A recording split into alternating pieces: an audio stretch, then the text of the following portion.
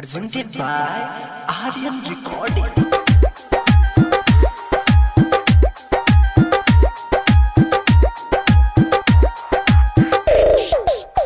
कैसे करबू गहूँ के कटनिया, कैसे करबू गहूँ के कटनिया, पियावा बारे पर देश में।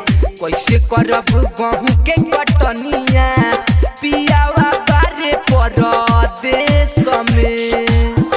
कैसे करब गेहूँ के कटनिया, पियावा बारे पर देश में। कि हमें बोझावा उठाई है पियावा बारे पर देश में। कैसे करबू गहूँ के कटनिया, पियावा बारे पर देश में। कैसे करबू गेहूँ के कटनिया, पियावा बारे पर देश में।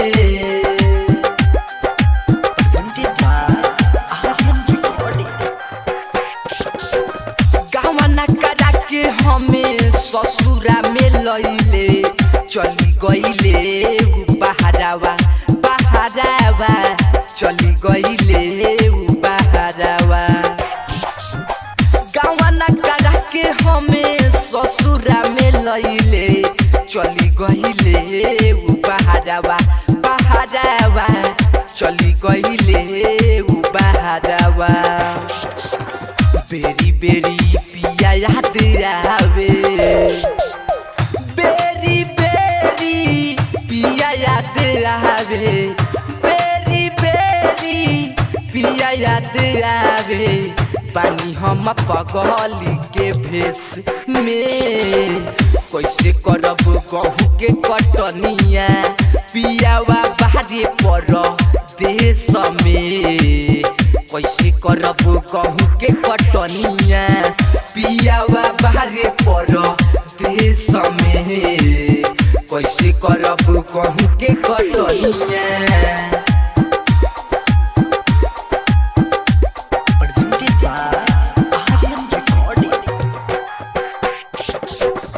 राहुल रसीला राजा रहते जे घरे, खाना लेके खेतवा में जैती रे जैती, खाना लेके खेतवा में जैती।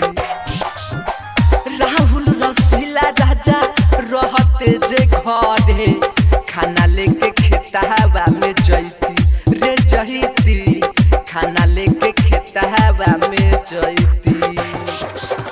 शिवजी सुधीर मोर बलमुआ, शिवजी सुधीर मोर बलमुआ, शिवजी सुधीर मोर बलमुआ। पानी के ताना कले समय। कैसे करब गहूँ के कटनिया, पियावा बारे पर देश में। कैसे करब गहूँ के कटनिया, पियावा बारे पर देश में। कैसे करब गहूँ के कटनिया। Recording by Aryan Digital Recording Studio, Amwa Damar।